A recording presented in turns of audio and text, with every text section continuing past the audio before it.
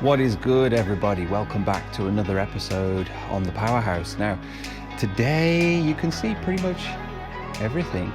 There's pretty much all the cars. There's a couple of vehicles that are still out and they're going to come back in the next couple of days. So I'm going to save that episode until everything is back in and we can take a look at everything then. But today's a pretty good one. Today's a really exciting episode because it's new car day.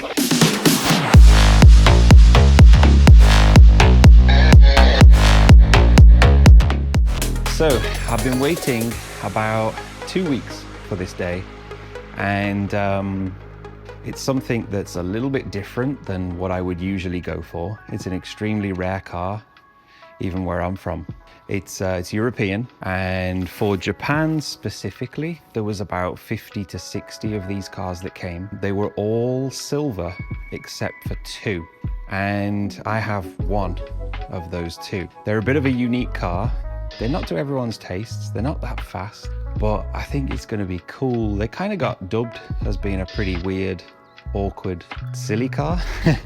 But you know, these days, what was once really bad has become pretty good.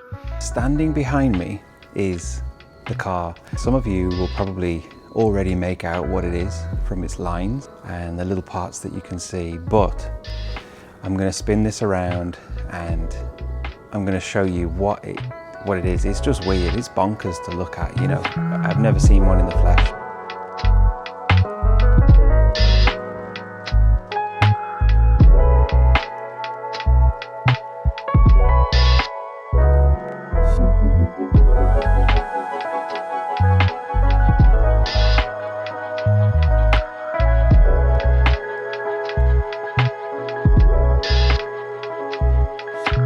Here she is.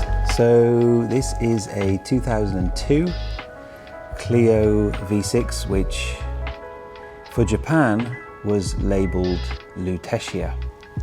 So if we go around to the back of the car, you'll be able to see she is badged as Lutetia. Now, this particular vehicle, only two in this color came to Japan, and this is one of them. The other, according to Car VX, is just an hour away from me, but one of them is in my garage.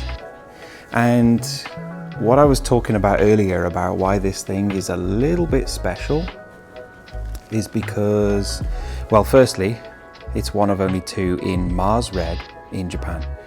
Secondly, the two cars that came to Japan were the first two to ever be painted in this color. And I'm not so sure how I feel about this color. I really like them in silver. Silver might be a better color for this car. I'm not so sure. Maybe it's because it's covered in rain and it's a miserable day outside and I can't get a proper grasp on the color. But I mean, it's cool. It's really cool. The final little bit of information about this car is that one of the two was featured at the Tokyo Motor Show in 2001. And that's what I've been working on over the past few days, trying to find somebody with any information about what car it was or which car it was that was at that show. Because if it's this car, then it means that I have the car from the motor show, I have the press car, I have the debut car, basically. Or is it the other one? That is what I am trying to find out. I mean, this thing it's really, really weird, you know, when you compare it to like a GTR. I mean, look over here, right? This thing here is pretty weird. The S201 that I have is weird.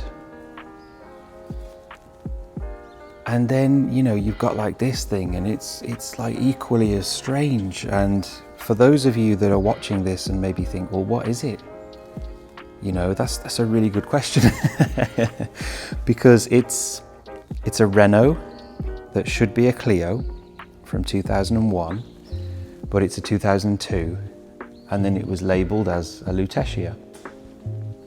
because Japan couldn't get the rights on the name, so they had to make it more of a Japan fitting name, and therefore it is the Lutetia. It's someone's painted the wheels black. They should be silver. I can see that there is some aftermarket suspension, which is great for me because, you know, I'm really into buying parts and tuning things and changing things, and the fact that I don't now have to go and spend a ton of money on a coilover kit for one of these cars is a massive plus point for me. It also has a aftermarket exhaust system. Usually the back piece that is behind this bumper sits a lot higher, or sorry, the twin exit pipes come out from the center of that box, but these sit on top of the box. So this is definitely not original. In the last few days, I've also done some research on what exhaust this might be, and the only one that looks similar or comes close to it is a company called J Engine, and they're in Tokyo and they make custom exhausts for these cars, and there's quite a few in Japan running this exhaust setup. So let's have a look inside. I mean, you've got to understand here, guys, before I get actually into this, this is the first time that I'm seeing this car. I bought it blindly and it has just turned up. I haven't done anything other than, well, I didn't even move it in here. The guy with the truck said, "Where do you want it?" And I just said, "Here." And so he reversed it in here. And I mean, I could hear it. It does sound deeper than a stock car. It sounds nice. It sounds really, really nice. It's got more of like an older, classic, almost Porsche sounding sound to it, which I really like. So the steering wheel came standard like this, but usually they were leather in this centerpiece here. So I'm not sure if it's been retrimmed or if it's, you know, back in the day when a company called TWR started producing these, they used whatever they were given, basically. So some of them I've seen with complete leather steering wheels, some of them I've seen with steering wheels that look like this, and then some I've seen them with the leather. Yeah. So it's a bit of a mystery on if the fact that if this is a retrim or not, but anyway, who cares? I really like the steering wheel like that. So I need to get a new driver's mat. It's a little bit rough. The passenger one is okay. The Alcantara or suede on the gear shifts around looks to be okay. The interior is actually pretty clean. So it's really surreal, you know, for me, because obviously being from the UK, we had these cars in England, and actually one of these was my first car that I drove on the road, but it wasn't a V6. So it's really weird getting back into this kind of cockpit, and it's just weird because I'm so used to like Japanese stuff. And what's this? Gate pass.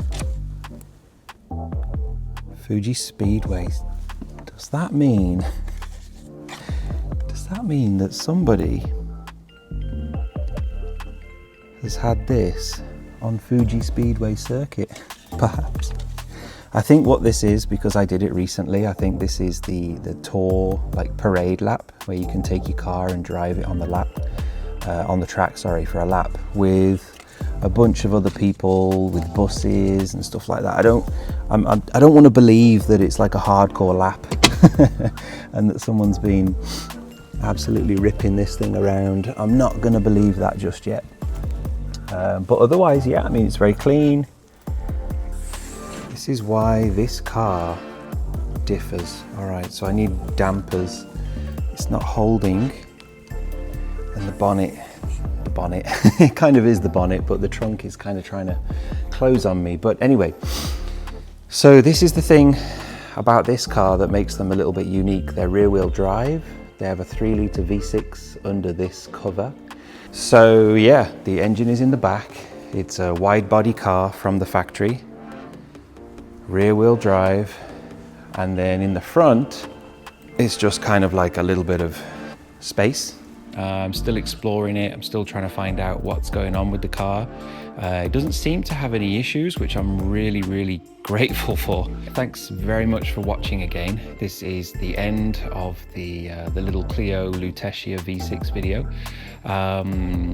Really excited now to get this thing on the road, which will be in a week or so. So stay tuned for that part of the video, because driving these things is supposed to be quite an experience for the worst. But let's see if she can do a little bit better than people say. And in the meantime, I'm going to check out what other possible modifications she has. So yeah, stay tuned, and I'll be back very soon with the next episode on this Clio. What in God's name have I bought?